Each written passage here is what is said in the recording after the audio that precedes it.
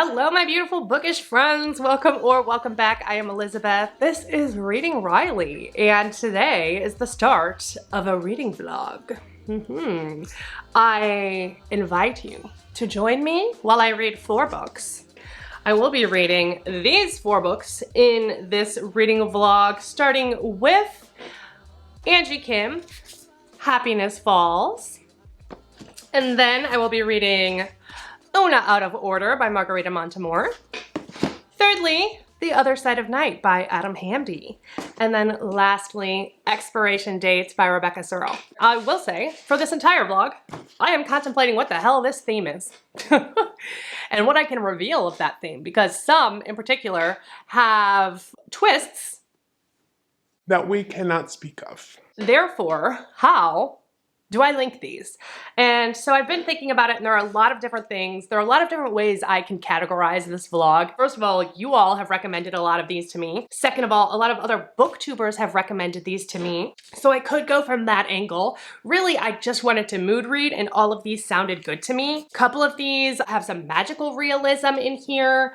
All of these have to do with the human condition and how to find happiness in your life. Particularly Happiness Falls, but this theme follows throughout the entire rest of the vlog, which is really interesting. I would say all of these have something to do with what you would sacrifice to be happy. A lot of these also I would compare to Matt Haig's writing, especially Oona Out of Order in particular, but also The Other Side of Night as well, and even Happiness Falls. Although Matt Haig's writing is so much more strongly emphasizing mental health, these other books do touch on that as well. Anyway, so let's just go ahead and get into it, because I don't know what else to tell y'all about this other than this is gonna be a ride. So buckle up, let's do it. Hello friends. I need to talk to you about Happiness Falls by Angie Kim, because I started reading it and I can't stop and I need to finish it. I am 60% in right now. I'm listening on Audible. I think I first heard about this one from Gabby Reads, and she read it and loved it and mentioned there was a character in there with autism, which sparked my interest, and I'll tell you why in just a moment if you don't already know. Ashley from Ashley's Little Library, I think, read this as well and recommended it, and then when I looked it up on Godreads, the first review that I saw was Jordan from Sorry Booked Solid. She raved about this too. So I'm hooked, I'm convinced, I picked it up. Let me tell you why I'm interested by the autism. First of all, I have kind of been open about this, but not like any kind of declarations, I guess. I don't know. But I do believe myself to be an autist. I'm not diagnosed.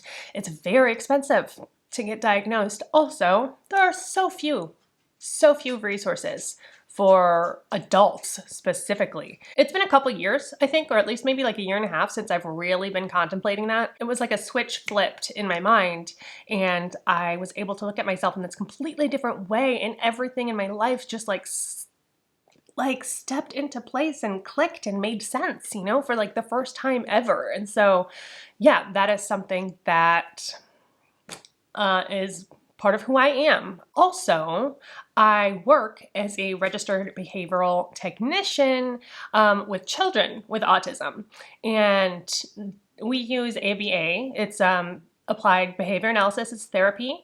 There's a lot of discussion about that in this book as well, and I am happy to say it's all accurate. Just like little moments that she describes with Eugene, our character in here, who has been diagnosed with autism as well as another syndrome called is a mosaic form of Angelman's syndrome, which I had not heard of before reading this story, but I've since looked into it, and obviously they tell us a lot about it in the book.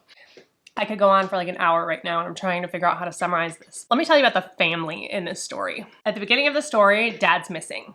We know that. It's also set in COVID.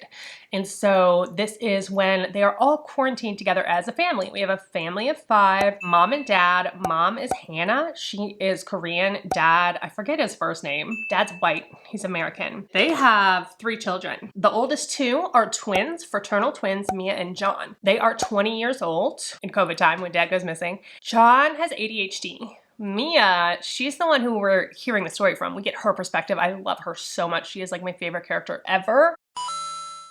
She adds footnotes at the bottom to like give you in-depth, deeper analysis when she's talking about something specifically. She is 100% neurodivergent. She says that when she was a kid, they thought she may have had Asperger's, which if you don't know, Asperger's is not a thing anymore in the DSM. It is now autism level 1, level 2, and level 3 based on the amount of help that person would need in order to get by. I am completely seeing myself in her, the way she overanalyzes things. I think some people might not like this from her perspective because she's so, I don't know, I find her incredibly brilliant and interesting, but that could be interpreted differently, I suppose.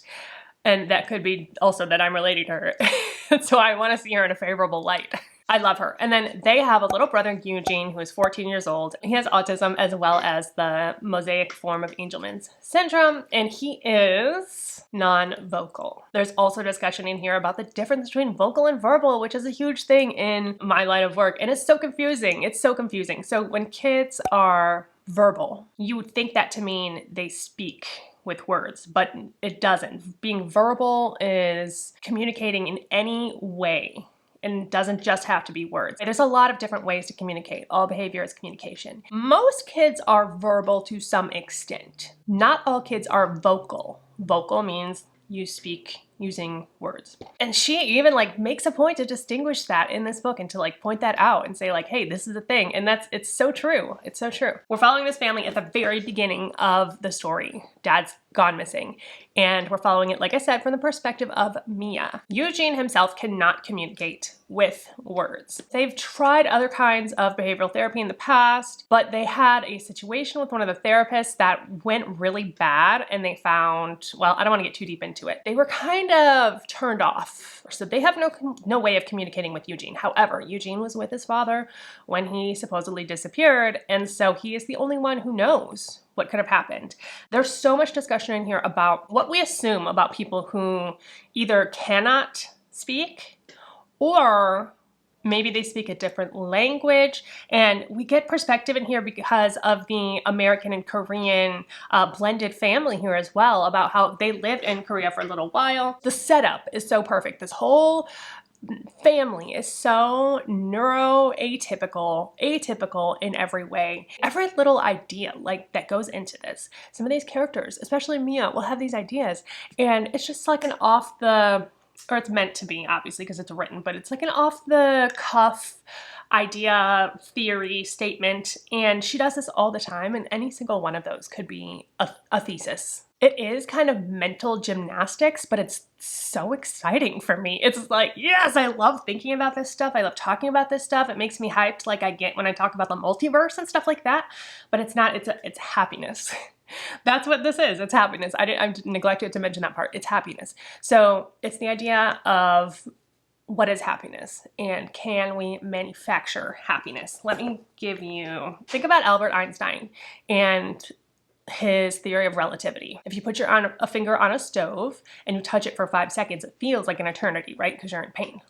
But if you want to play a game for 5 seconds, it feels like nothing, right? Because it's relative to what you're doing. If you take that and apply that to happiness and think about the relativity of happiness, this is the power of your mind in adapting to situations to set a baseline or expectation. What was intolerable, like touching the stove, or amazing, like playing a game or whatever might be amazing, can and does become your new normal. So can we focus that to turn our brain's adaptation power up and down to adjust our levels of happiness? Are you still with me? Are you still with me? That's what this is about. That's what this whole thing is about. I mean, as far as I know so far. It's happiness and trying to figure that out. But also, where the hell is Dad? Where did he go? What's going on with Eugene? Because he's doing some weird stuff and nobody understands. I think that's probably a pretty good place because I don't want to give you too much. I don't want to give you spoilers. Oh, we're also following another character, a detective, and that's Detective Janice, who is a tall redhead. There's some stuff going on with her, like she might be a little bit biased against Eugene, and it's starting to look like Eugene had something to do with Dad's disappearance, but of course we can't communicate with him because we have no way to do that. So what are we going to do? And that is pretty much where we're at. Favorite quote so far by Mia. I'm sorry, but I don't care how much you love fun fonts. You cannot talk about prison rape in Comic Sans. I mean, who runs this place? There are probably better quotes, but that made me laugh so hard. I will catch back up with you when I finish this book, and we'll go from there. I'm so excited. I'm so excited for this. All right, what's up, friends? I need to update you. I have finished Happiness Falls. I just went to Barnes & Noble today and picked it up because I loved it so much. I just wanted a copy of it to have. This is 5 stars. My second 5-star of the year. I loved this so much. And I don't know what this says about my reading taste, to be honest. I think that my reading taste is changing. In a previous life, I would have been unsatisfied with this ending, but I love what this book is doing so much. It's exploring the human condition. The ending of this, it doesn't give you what you would want out of like a thriller book. It does not tie up loose ends. So don't go into it expecting that. But oh my gosh, the character work in here and the discussions in here are so good. I've connected with this main character, Mia, on like such a deep level. One thing that I really related to about Mia is that I can't remember the context of the conversation, but she was talking about her priorities as a human and how she cares more about honesty and authenticity than about tact. And I could not agree more, Mia. I could not agree more. I love honesty and vulnerability and authenticity in people. Even though we all have different experiences on this earth, it is the human experience. We are all humans. And so I feel like we can relate to that. And this just proves why fiction builds empathy. Because I feel so much, this changed the way I think about even my clients at work. Eugene is such an interesting character because of our expectations of him when we come into the story are that he can't even understand a conversation. And then by the end of this, you understand the difference between oral fluency and intelligence. That's a huge theme in here. It's not even just about people who cannot speak with their words. It's about anyone who speaks a different language.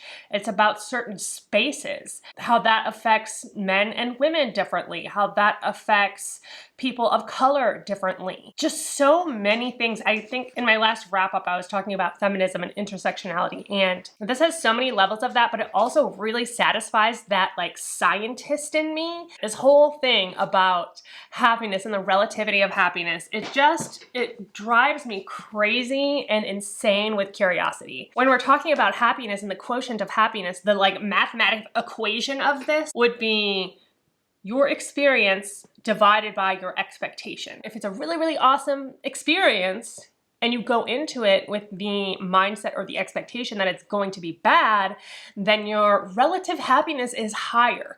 If you go into an experience expecting it to be amazing and it's pretty good, but it's not like crazy good, then your experience or your relative happiness is going to be lower. And it makes total sense. We even talk about this with like the books that we read. If it's a really hyped book on BookTube or BookTok and we read it and we're like, well, isn't that good? Because our mindset going into it was different than the person who we got that recommendation from. Just the like idea of this blows my mind. I love it so much. I think Angie Kim's a genius. I honestly think she is a genius.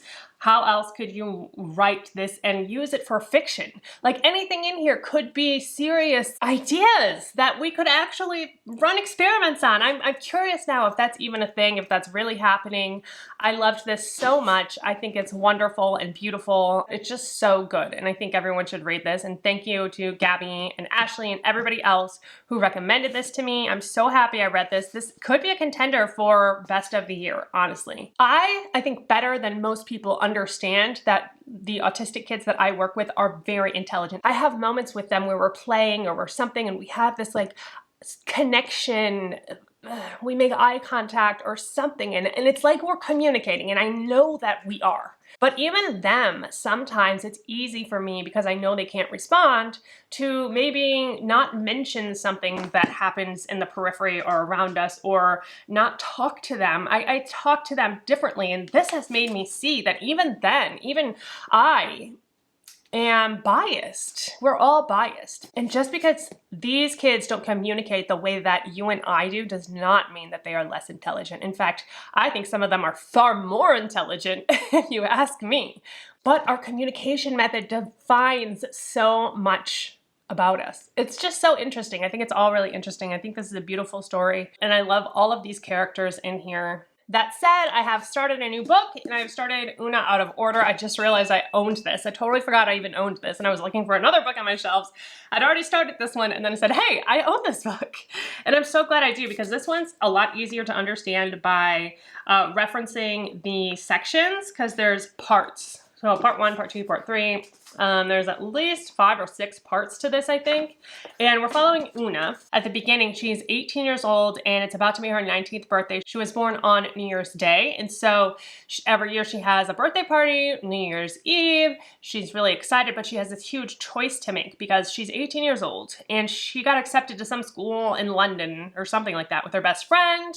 But she also is in a band with her boyfriend, Dale, and they have booked a tour for the summer, and so she has to decide which way she's going to go, and for the night, she's just putting off the decision because she cannot handle it at this point. And then, out of nowhere, for the very first time, she jumps time. She wakes up in her own body, but her body is 52, and now she's 19. Her former self has left her a note to explain what is going on with her life. And essentially, she lives her life out of order. Starting at age 19, every year, she is a certain age chronologically in her mind as far as like the experiences she has had. But then the age of her body changes every time. So sometimes she's older internally and younger externally. And sometimes she's younger internally and older externally. So in this first jump, she's really coming to terms with what is going on with her life, because her and Dale were going to be together forever. Dale's not there. What happened to Dale? There's some guy that's saying welcome home to her house that she's never seen before in some huge mansion. She has to kind of take it all in. I think I'm about halfway through right now, but let me just give you an example here, because the first, like part 1 is called The Party's Over. And it says 1982, age 18, and inside age 18, outside age 18. So it shows us every part, what her inside age is, what her outside age is, the year that we're in, and then we go from there. So Oona's a musician. She played keyboard in this band, and I love that about her. I'm really connecting to that. There's a lot in here about like missed opportunities and life choices. It's actually really reminding me of Matt Haig's writing. I feel like if I had read this, I don't know, 5 years ago, this would have really been hitting me more strongly. For some reason though, I'm not dying to pick this back up. I'm not super sucked in, but I am liking it. I was in a restaurant the other day. It was my husband and I's 6th wedding anniversary. We went out to eat. It was kind of tight. We're on this patio, and there's this table catty corner right behind me. And so there's like 2 women right here having a discussion. And I am not the type of person that will approach strangers in public, but I had had a couple drinks and I overheard their conversation. And they were having this conversation that's kind of applicable to this book. And they were talking about how as women, and both of these women were probably in their like mid-40s, and they were saying how as they're aging, they are becoming more and more invisible in the world. They don't get looks that they used to get. And these were both beautiful women. But they were having this really just so real conversation about women in society, about patriarchy, and about how we do disappear with age. And I've noticed that too as I've gotten older. I don't get the head turns that I used to get, and that's fine. You know what? That's fine now. Now it's fine. For a long time though, that really messed with my self-esteem. And when you get into different stages of your life, you get married, you get caught up in all of these other things, that becomes less important. It really becomes less important. But it's hard to see that when you're facing it dead on, and it does hurt. So anyway, I turned around and I was like, oh my gosh, this is so relatable, da da da. And then I realized I had inserted myself into this conversation, freaked out, made it really awkward, turned back around, and did not acknowledge their presence for the rest of the time I was eating. So that's fun. But I wanted to be friends with them because they were having these conversations that I have with y'all that I talk about all the time and that Oona is experiencing, because she is going from 18 to 52, her first leap. Can you imagine how terrifying that is? Can you imagine waking up and your body is so different? And that's the other thing about aging as well, is that like you don't notice it in other people until you start to see it in yourself. That's why kids that are like 20 and 21, they're like, oh, I couldn't even tell. You look like you're 25. No, you've just not seen what age looks like on your body, so you don't know how to interpret that on somebody else's body. And you won't know until you get there. And I won't know until I get to the next step, but I'm here now, and this person's here, and you're there, and we're not there. We're all doing our own thing, but again, this comes back to the human experience. So anyway, I'm really liking this. I'm not obsessed with it, but I completely understand why this has been recommended for me so many times. I love anything that plays with time. I would consider this magical realism though, not sci-fi, although it is categorized under sci-fi, but I just don't think the tone of this is sci-fi. I would consider it magical realism because this is more of a character study and a kind of life exploration, but it just happens to have that one little element. Like, what if this happened? How would you deal with that? And so this is how Oona would deal with that. And where I'm at right now, she is in 2002. They also keep making like really funny references like in the 80s and 90s and 2000s. Pop culture references, which I think is really funny, whatever's big at that time. I think in the 90s it was Moby. There was a Moby reference and I was like, okay, Margarita, I see what you're doing there. And also in the 80s, there's talk of AIDS, there's talk of just everything that you would associate with those decades and that time of being. And it's set in New York too. So she gets to see New York in the 80s and then New York in current day where it's been gentrified. There's also queer rep in here. Yes, let's not forget about that. Is it in the 90s? I don't even know what year. I can't imagine how Oona felt because I can't keep it straight. She has a friend who is a trans woman, and there is a scene in there about walking through the streets of New York and her having to feel like she has to be more careful than other people, and Oona's not necessarily of the mindset that she has to protect her friend in that way. And that's not a huge plot point or anything that's spoilery, but it's just a great example of how Margarita Montimore is really taking care to show how things have changed over the years. And when Oona gets just dumped right into it, she has to figure out a way to adapt and survive. So yeah, there's that so far. I will catch up with y'all on that when I finish it. I also picked up at Barnes & Noble when I got Happiness Falls. It was buy one, get one half off for the paperback. So I picked up One of Us Knows. This is the new Alyssa Cole that I'm really excited to read. And I think I have this on hold, the audiobook from Libby. So as soon as that comes in, I'll probably pick this one up as well. I don't quite know what I'm going to read for the rest of this video yet, but of course I have some options. But I'm going to just mood read, so when I'm finished this, then I will pick out what I want to read next. There's so much happening. I'm going to Mexico in like a week. Oh my gosh, I'm going to Mexico in like a week. I'm stressed. And I really hope this isn't one of those situations where I get so stressed out before a vacation that I'm like breaking out and getting sick and can't enjoy my trip because my body is so messed up from me stressing and being anxious about it. Woosah. Good energy. Good energy. This is the most natural you're ever gonna see me. I'm going to get a spray tan later today, and I can't put anything, any makeup on, any lotion on, so, oh my god, I'm glowing. So yeah, this is it. This is me. I'm hoping, I've never done this before. Okay, we're leaving for Cancun tomorrow. It's my husband's work trip, so it's kind of a work thing, but it's like a free vacation for me, so.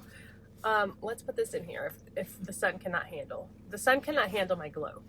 So anyway, I have a whole bunch of stuff to do today. I have to catch you all up on my reading. I have to run some errands, so I'm about to go do that. Gotta stop at the vape shop and get some juice. I have to get hair dye. I want to dye my hair tonight and get my roots done. Let's talk about Oona Out of Order because I finished that and I'm already onto another book, so we need to get you caught up. We need to get you going here. Oona Out of Order, I'm giving 4 stars to. I really liked this. I didn't get as into it as quickly as I thought I was going to. I thought I was going to be hooked from the beginning, and I don't think I necessarily was, but it made me feel this slow pull. Like it very slowly connected my heartstrings and like pulled at my heartstrings. I did cry. I've cried in both of these books so far, so let's see if this book that I'm currently reading can do this too. I do feel like I'm in a space right now, both like just as a human being and as a reader, where I want to feel emotions and I need to feel emotions. I feel like I've been a little bit cut off for a little while. And so this is really helpful to me. I'm really liking how this is getting me to feel things differently. I would compare Oona Out of Order to Matt Haig for sure, because it has that existentialism that's being explored through magical realism. But I would say Matt Haig focuses more on the mental health aspect, and Oona Out of Order focuses more on like the existentialism of like, why am I here? What if I make the wrong choice? That kind of thing. And that's a big theme in the Midnight Library as well. So I feel like if you did connect with the Midnight Library, this is going to be something that you can definitely feel connected with as well. I loved the twist in here. Did not see it coming. I will say though, don't spend too much time trying to figure out the details. Sorry, there's someone walking their dog and I feel really awkward. Trying to figure out the details of the magical realism, because you know Oona is experiencing time out of order, but then you start to think about like, well, why doesn't her mom experience time out of order? And is it inherited, or how does that even work? Like, I don't know. So don't think too much into that, because that does not get explained. And it will bother you if you look into it too much. Oh, that was so close. I wrote down, this makes us reconsider our notions of life and love and humanity. Yeah, so really what this is doing is showing us that when we are wasting our time wondering what could have been, what might have been, all of these things, it's a misdirection of our energy. It's a misspending of our energy. It's showing that life is not just these things, that if we take away the painful things, that it makes the wonderful things not as wonderful. And I think I'm gonna keep tying this experience of the relativity of happiness into like every single book. In fact, maybe that's the theme of this video. I don't know. I'm getting hot because the AC is off. Woo! Okay. So it's trying to show that life is more than just these moments that we look forward to, but life is pain, life is curiosity, life is adventure, life is all of these other things. And it just left me feeling really good. It's a feel-good book. I really enjoyed it. I think a lot of you will like it. I'm really glad that I read it. That shift in perspective is just really crucial to this story, and is what makes this exciting to read. Really liked this. Let's move on. I'm now reading The Other Side of Night by Adam Hamdy. I know a lot of my friends have read this and enjoyed it. A lot of y'all have told me to read this and told me that you think I'm gonna like this, and this is one where it's the twist that you can't talk about, but I might talk about it because I honestly I don't know anything yet really, as far like the twist has not been revealed, but I think I know what is happening. I'm pretty sure I know what's going on in this book, and I want to say it. So okay, let's talk about what the story's about first, and then I'll get into some spoilers, or what could possibly be spoilers, but I don't know yet, but like theories, I guess. Then I'll get into theories. First of all, I've listened to the first 5 chapters 3 times because I didn't know what was going on. And I like it, and I like all the things that this is doing, but I am so utterly confused. Change of plans. My phone literally overheated trying to update y'all in the car. Welcome to Texas. I had the AC off so it wouldn't be too loud, but I guess that doesn't work. So I just stopped by and got this and this, which I'll be reading next. But first let's talk about The Other Side of Night, because I felt like I needed to have a physical copy of this. This is one that's taking so much mental brain power on my end to try to figure out what's going on.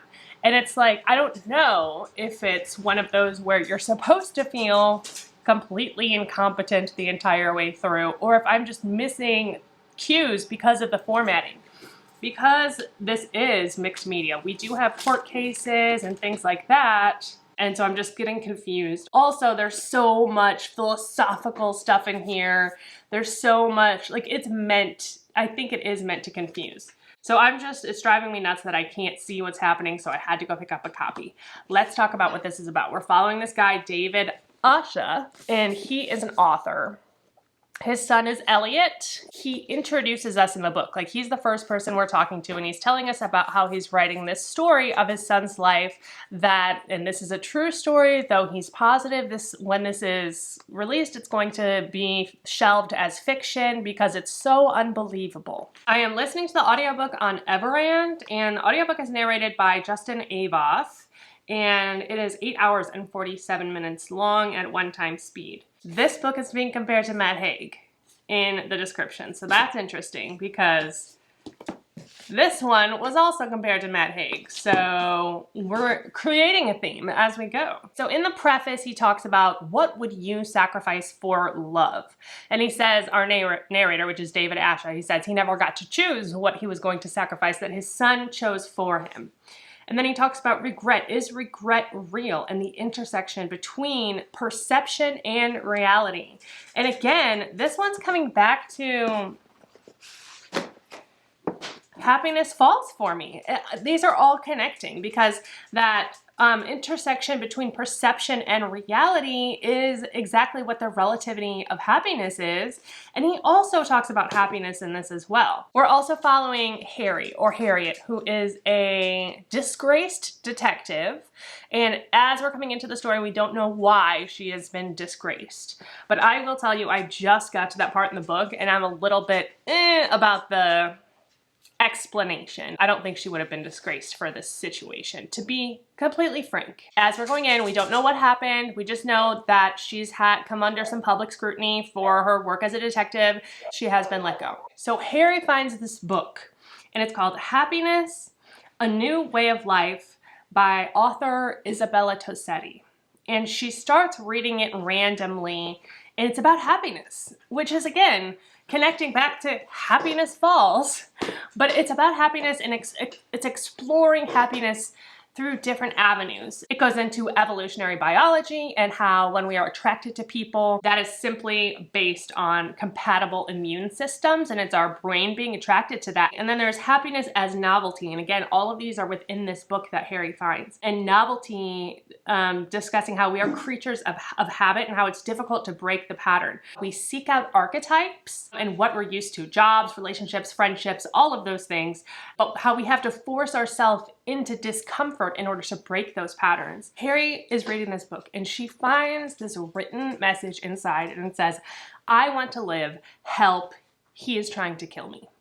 And of course, she's now in a place where she doesn't know what to do with her life and she sees this and she's falling back into her comfortable patterns and she needs to figure out what happened to this person. So she goes to the library or somewhere where it had been rented. She finds who it belonged to last, and that was Elizabeth Asha, David Asha's wife, Elliot's mom. Elizabeth and David have both recently and tragically died and left their son alone. Elizabeth died of cancer, and then David seemingly threw himself off a cliff, but there are questions concerning that. She goes to check on this kid, Elliot, to figure out what's going on.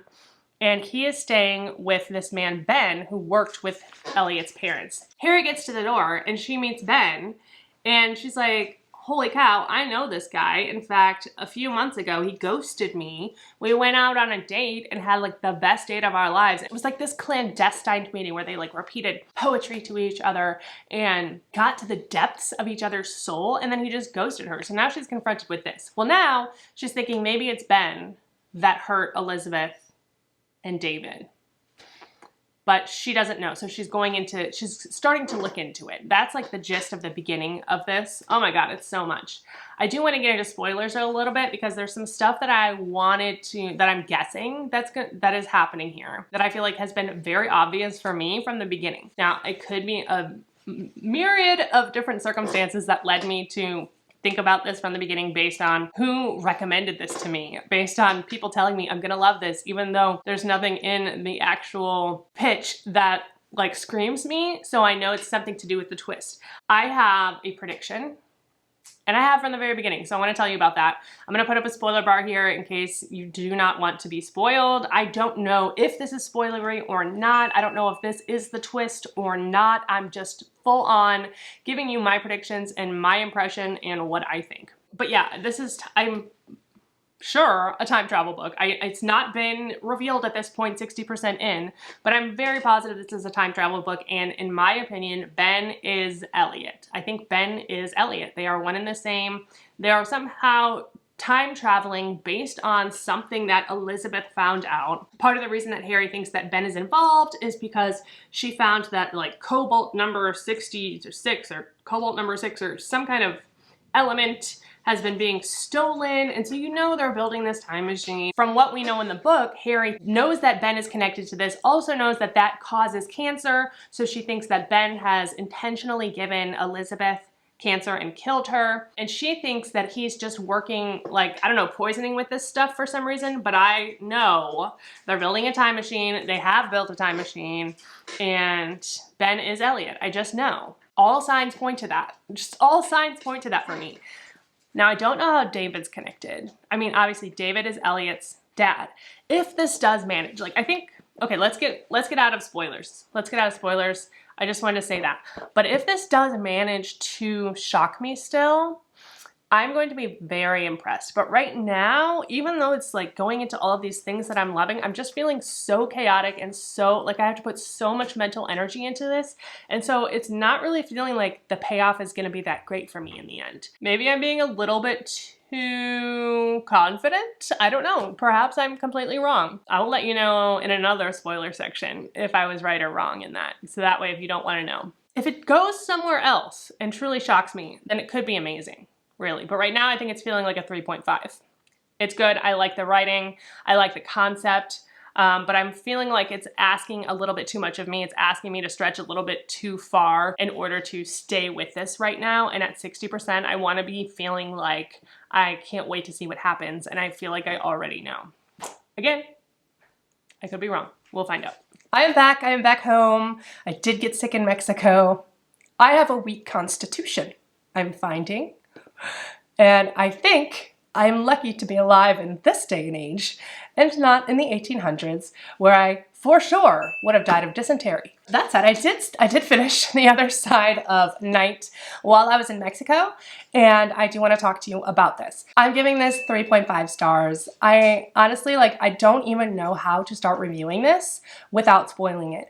I'm very frustrated with the fact that the most interesting part about this book is the twist. I'm angry and I'm devastated for it because it's not going to find its audience. It's just not going to, because even me as someone who has access to people who are looking for this kind of book cannot tell you about it because that's the twist. So I'm mad at it. I'm mad at the work that went into this with seemingly little foresight as to if this will reach the reader that it's meant to find. Because why? Just why? That was a choice. That was a choice that Adam Hamdy made. And it does go a long way as far as when somebody picks this up who is just like, hey, this sounds good, and starts opening it up and may be pleasantly surprised. But also, it's not being marketed in the right way. So you're going to find people who don't know what this is, who read this, are super pleasantly surprised and love it. But then you're also going to find people who go into this the same way, which is the way you would have to go into it to have that experience, and who are going to then be angry at the twist because they don't like that genre. Duh. It's so frustrating because I love this twist. I love it. Even if I recommended this to people who read similarly to me, the mere fact of me recommending it to you for that reason is kind of spoilery. There's no way to avoid it. It's annoying, and I am peeved by this.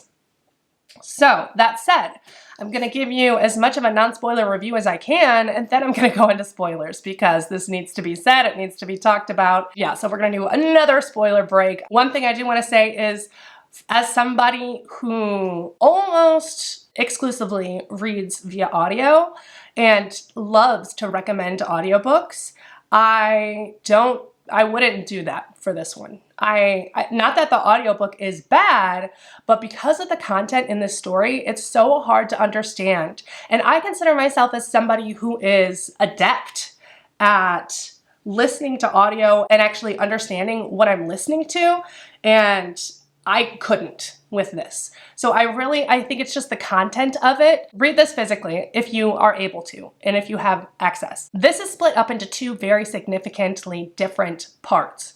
So it's part one, and that is kind of the basic synopsis that you're getting with Harry, and she's trying to figure out, what happened to David and Elizabeth, and she's looking out for Elliot, and we don't know about her past. And I liked following Harry through that. I liked Harry, but once we get into part two, it's completely different. We're actually like scooting forward in time. We're following Elliot as he's like in college or as like a young adult. The twist doesn't come in until maybe like 80%. That second half is just so different in the storytelling, in the way it's written, in the perspective. I wasn't as invested in the second part of the story as I was in the first part of the story because I saw it coming. I saw it coming. Everything I guessed about this, I guessed in like the first couple chapters, 2-3 chapters, and I was right about everything. So I did not get that payoff that I wanted in the end. It did not surprise me. It did not shock me. However, I don't think that's going to be the case for everybody. So I think this is the best time to go into spoilers.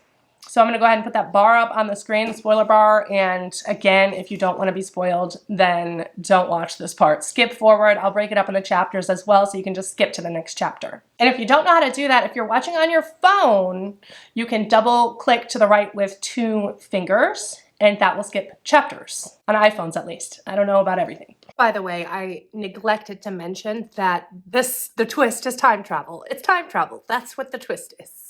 So I didn't want to put it on the screen for anyone that doesn't want to see it, but it's time travel. David and Elizabeth were physicists. Ben is a physicist. They figured it out. Let me tell you what gave this away for me. There was missing cobalt-65. Like, who is even talking about that? I immediately went to Back to the Future, to the missing plutonium, and I thought, okay, this is time travel. Then, as I'm getting into it, I knew either Elliot was Ben or Elliot was David, considering that they kept giving so many hints that, oh, was Elizabeth having an affair with Ben because Elliot looks so much like Ben. Elliot looks so much like Ben. And then there's little reasons that they excused the fact that nobody recognized this was the exact same person, because apparently he got one minor surgery and he wore brown contacts. And then he went his whole life without anyone recognizing him. I do think this is kind of sweet in the way that it's set up. Okay, let's talk about block theory real quick, because I'm not a super scientist or anything, but I love kind of looking into these on a very superficial level. I'm not smart enough to go much deeper, but I just like the idea of block theory. So this book is definitely on board with the idea of the block theory of the universe, which essentially says that all of space and time is in a block. Everything that has happened, everything that will ever happen, and everything that is currently happening is all happening at the same time. So the past, present, and future are all equally real and all equally coexist together at the same time.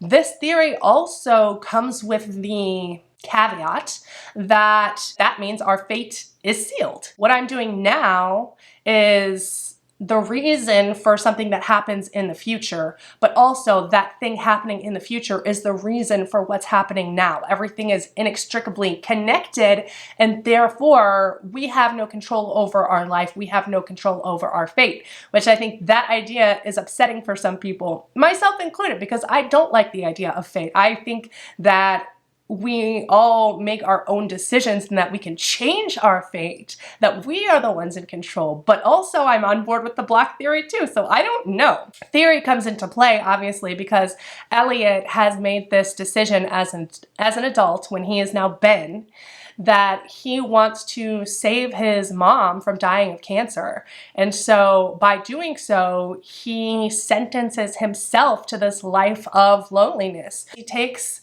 his dad, David, he approaches him as an adult and he says, look, your wife just died. What would you do to save her life? And he says, of course, anything. Ben or Elliot takes this to mean that he would be okay with losing his son or not getting to live the rest of his life out with his son in order to have his wife back. So they go and they steal her body from the hospital, and then they go to this tunnel, they mix all the magic cobalt blue stuff and these sparkles thing, they disappear into time like Lucy.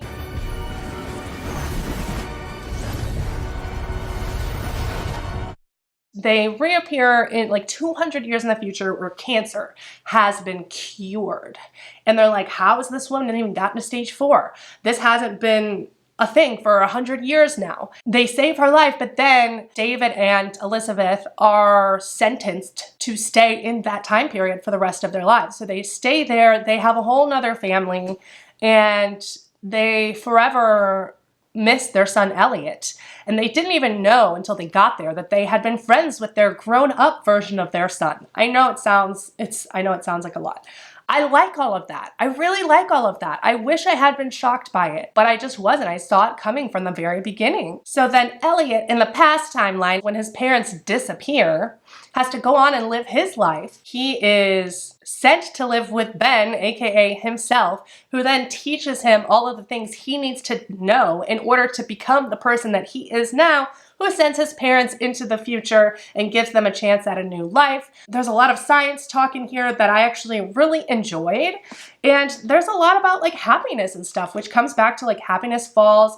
And also like there's whole general themes in all of these books that I've read so far about trying to find happiness in one's life in one way or another. The sacrifices that we make for that and the approaches that we take to that are all so different. It does connect. I feel like this is a theme, though I don't yet know how to put my finger on what exactly I would call it. Maybe like the human condition or coming of age? Maybe, I don't know. Existentialism, nihilism. It's all stuff that I like to think about and I like to read about, but unfortunately the way this was set up, I just couldn't get along with. If anyone wants to talk about spoilers about this book, feel free to message me in the comments down below, but put like a bunch of lines in front of it and put spoilers and then like a bunch of spaces with whatever to like, so that it's not seen right away. So we're not spoiling anybody who does not want to be spoiled by this, because I would hate to do that. Yeah, let's go back to non-spoiler now. I don't know what to do with. I'm landing at a 3.5, like I said. If I had been come into this in a different way, it could have been a 5-star. It is not supernatural. I think I can safely say that. So, but it is a thriller, mystery thriller with another genre mixed in that I don't really want to say. Oh man, if you want to read this, pick it up. If not, don't. I don't know what else to say about this. I'm so mad at Adam Hamdy for making this so difficult to review. I'm glad he wrote it. You know, I'm not mad about it specifically. Yes, I am. Yes, I am. Let's move on. Next, expiration dates. I have started reading this. I think I'm I'm about halfway through with it right now, by Rebecca Serle. This is written by the author of In 5 Years, which was kind of like this as well. This one's more in the vein of Oona Out of Order because it's magical realism, but it's also romance. So it's got that little bit of magic in there, but it's also based in like the real world. I got this also from Barnes & Noble, and the inside's really beautiful.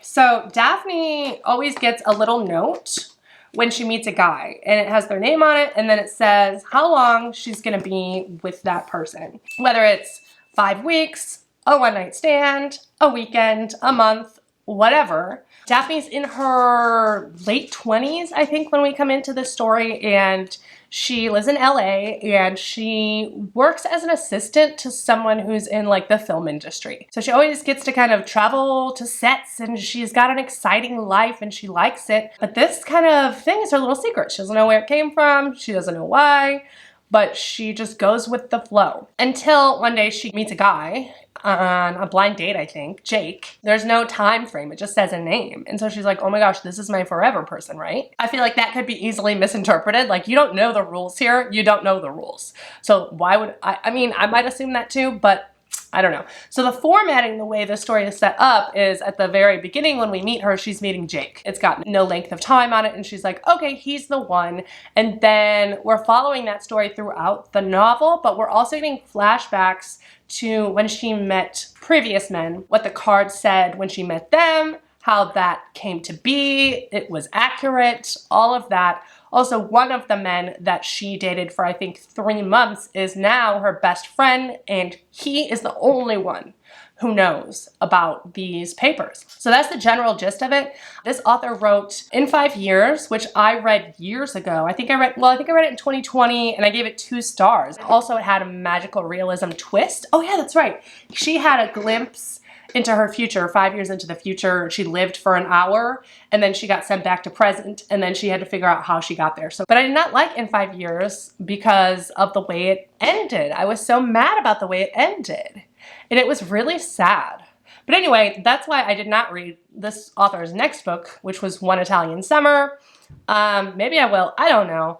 But this one sounded interesting to me, and so I picked it up. And so far, I am liking it. I like Daphne as a character. This is narrated by Julia Wheaton, the audio, who is just a really classy narrator, always gives good audio. I'm having a good time with it. I don't know what else to say. Like, there are some moments in the writing where I'm like, ooh, what a cleverly crafted simile, or what a nice little metaphor you've thrown in there. And so I do appreciate that. I'll have to see if I can find some of the quotes that I heard that I was just like, okay, that's just like perfectly describes a situation, but from an angle that I never would have thought of. And I love finding that in writing. But I will say this one doesn't have quite the depth, so far anyway, of Oona Out of Order. This one's more coming of age that has a romance in there, but it's not like the center point of the story. It's not the crux of the story. And this one, so far at least, is seemingly that the romance is the crux of this story. And so Daphne already knows who she is. And in this one, Oona is finding out who she is as we go. So I feel like this one has a little bit more depth to it so far, but we shall see. I'm enjoying this as just kind of a fun little, like, it's so nice to have one that I don't have to put so much mental energy into, and I can just read and listen and have a good time. So that's what I'm doing now. I have finished Expiration Dates by Rebecca Serle, so I want to talk to you about it. I think I'm going to end up at a 3-star on this one. I like the point of view of this one. I like the magical realism mixed in. And again, the magical realism is not explained, so don't go into it with that expectation because you will be disappointed. It was almost too much not explained. Like, it just kind of fell off and we never talked about it at the end. Like, it was weird. This does have a twist in here that I saw coming for sure. This is a romance. Like, this is a romance. So, like, you know kind of how it's going to end. There was a moment where I thought this was gonna go dark. For a second, I thought it was gonna be revealed that our MC Daphne was having some mental health issues and that perhaps she was the one writing these. And I think if it had gone in that direction, I would have loved this because if it would have been like, you know, she cracked under the pressure of something and she had to create this world for herself in order to feel like she had control or something like that. I think I really would have liked that. And then of course they would have fallen in love anyway, despite this. Like, that was how I envisioned this playing out, but it did not. It did not. It did not. But the way that it did go, I mean, aspects of it I did see coming, but not all of it. It did get a little bit sad, like in 5 years. There's a reveal in here that is heavy, I guess. There was some good commentary in here about that. In fact, there's one line towards the end that I feel like I can read without spoiling. We have to be cracked open sometimes. We have to be cracked open sometimes to let anything good in. What I see now emerging in the mirror is this one simple truth. Learning to be broken is learning to be whole. And I love that. I love that line. I like what she's saying in here about how, like, the character development of Daphne, how she accepts her flaws. There is a certain amount of accepting your flaws in order to be happy and finding happiness within yourself, from within. Making your own choices, having your own agency despite your circumstances, not just letting life play out the way it plays out, but actually participating in your own life and making your own decisions. So I did like that. I have a little bit of issues with the ending. I feel like I said, like, the bit with the magical realism, it's almost like once everything came together, we forgot about that. And I'm like, okay, but that was like the whole hook of this. We can't just go on without mentioning it again. Also, there's some underhanded stuff in here from the characters that I just didn't like. I think for people who are looking for a romance, like, this is gonna give you what you want out of it. the opportunity to go back and explore her past relationships and stuff made for some interesting sexy scenes, but this is not overly smutty. It's not over the top. It's not dirty talk or anything like that. It's a romance that has some internal speculation, has some introspective themes going on. But, you know, I thought it was fine. It was a 3-star. I really wish I would started with this one and worked my way up to that 5-star instead of starting at the 5-star and working my way down. But, you know, it is what it is. These two are definitely more similar. Obviously, they have the magical realism. They both have romance elements, although this one is a romance. This one is not. Out of these two, Oona wins for sure. And then these two are more cerebral reads. If you enjoy something that's going to really make you think, that's going to break down the way we look at humanity and things of that nature, then you could really enjoy something like these. And out of these two, this is the winner for sure. So out of these 4 books, I would say that these two are my tops for sure. This one being at the very top. So we got 5-star, 4-star, a 3.5 star, and then lastly, a 3-star. And that is it. That's all she wrote. Are these all female authors? No, Adam Hamdy, male author. Other than that, all female authors. These 3, did this one make me cry? No, it didn't. These 2 made me cry. These 2 made me cry. These 2 did not make me cry. Honestly, I still don't know how to categorize this. I'm probably going to say something about the human condition in this, because I feel like that is the overwhelming theme of this, the human condition and enjoying your life, finding happiness within your life. But yeah, I had a really good time reading all of these. It took me a really long time. My wrap-up's gonna be pretty boring.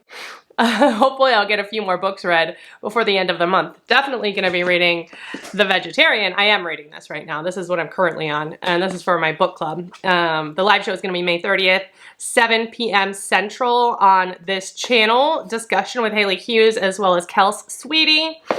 Looking forward to that. And then also I want to read some other books if I can, at least 2 more this month. I found another 5-star, so extremely happy about that. And let me know, y'all, if you have read these, if I have convinced you to pick them up, and what you think is the main overarching theme between these 4 books, because I still don't know. I've finished them all, I've read them all, and I still don't know. That's gonna be it for me today, y'all. Don't forget that life is short, so read Riley. Here we go. Cheers, and goodbye!